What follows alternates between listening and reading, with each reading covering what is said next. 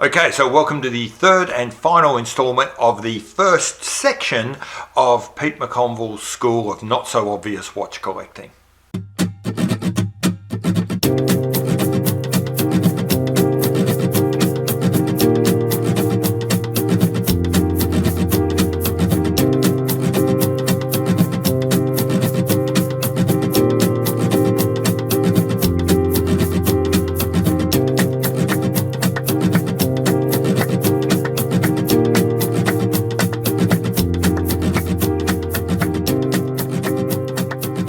Hi, welcome back to Not So Obvious Watches. I'm Pete McConville, and as I said in the intro, third and final section of this first bit of Not So Obvious Watch Collecting.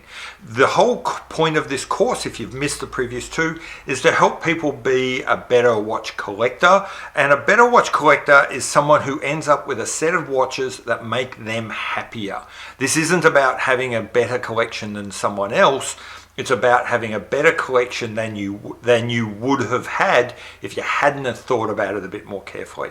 The first course is not really about watches at all. It's actually about you and I. It's about what we should know about ourselves, or how we should be careful of our behaviors that will make sure we're best positioned to choose, buy and select whatever the best watches we can. So far, in fact, I should say I've drawn these lessons from the three maxims of the Oracle of Delphi. These were aphorisms that philosophers gave to people as they were ascending to a temple to be given prophecies about how to move forward. If you think about watch reviews, if you think about the listicles that other YouTubers put forward as prophecies, the things that might make you happy, these maxims I chose because they kind of set you up to best understand what people are going to tell you next. So far I've covered the first two, which is know thyself, and the second one is nothing to excess. There should be some cards or links up turning on the screen to take you to those videos if you haven't seen them yet. This last one covers the last of those maxims, which is surety brings ruin. What the hell does that mean? Does it mean we can never be sure, we can never spend that money? No, it doesn't, because that's not particularly helpful. And the whole point of these maxims is to be helpful.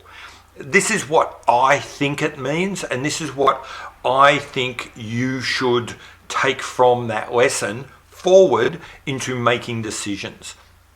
And that is, the things that are most likely to bring us awry, the things that are most likely to drive our decisions onto the rocks, are the things which we are absolutely certain are true before we even start down this path.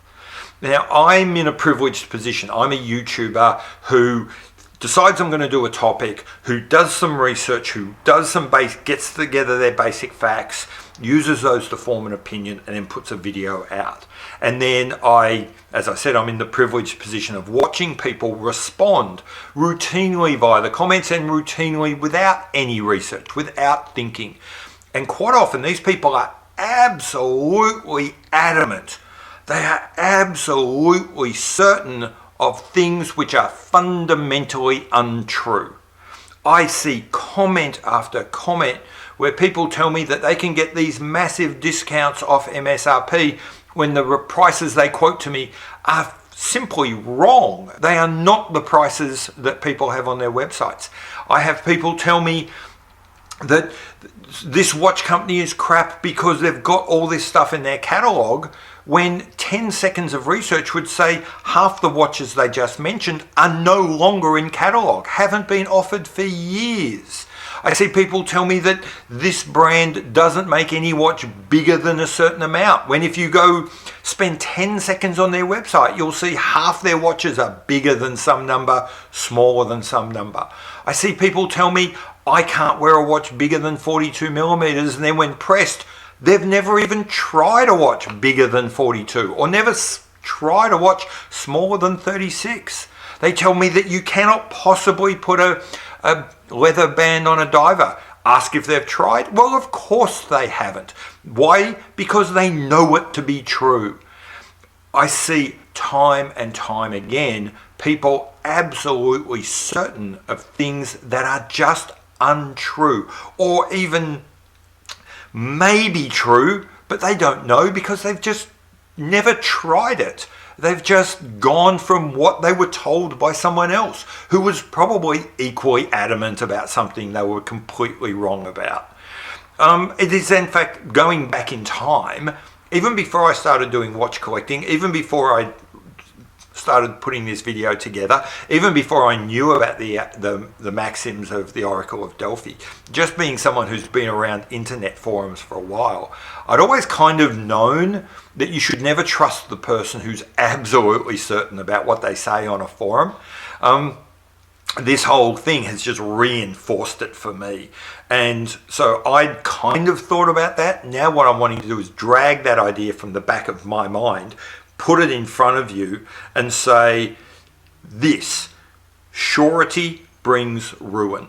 The thing that will screw up your watch buying, the thing that will screw up your watch collecting, are the things that you are absolutely certain of, the things that you are so sure of that you won't even bother checking before you add a watch to your list, before you cut a watch from your list, before you say you must have this, or before you say you can't have this.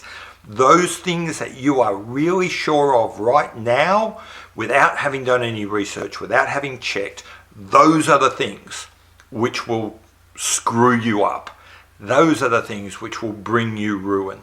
So that's the last maxim that I have for you, to get that you and I, and we all need to internalize before we start down this path of being a collector, that surety brings ruin. Those things that we know to be true, that we're so certain of, we're not even going to check, that's where it's going to go wrong. So they're the things you need to check. Before you start looking at watches, before you start thinking what you will and won't buy, particularly what you will buy, do a check. What am I certain of? What am I absolutely clear on? And go out and make sure that's true, because there's a good chance it's not. Anyway, that's it. Get those things done. Know who you are. Don't do anything to excess, and then double check the things that you think you're sure of now. You're now set up to go into section 2, lesson 2, year 2, 200 series courses of Not So Obvious Watch Collecting. I'll get around to that probably in a few weeks or months. We've done the first one. Let's ruminate on that for a little while, and we'll get into the 200 series courses later.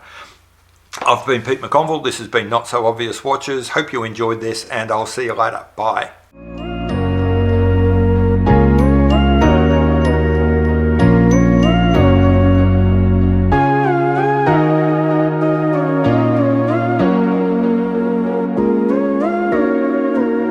you.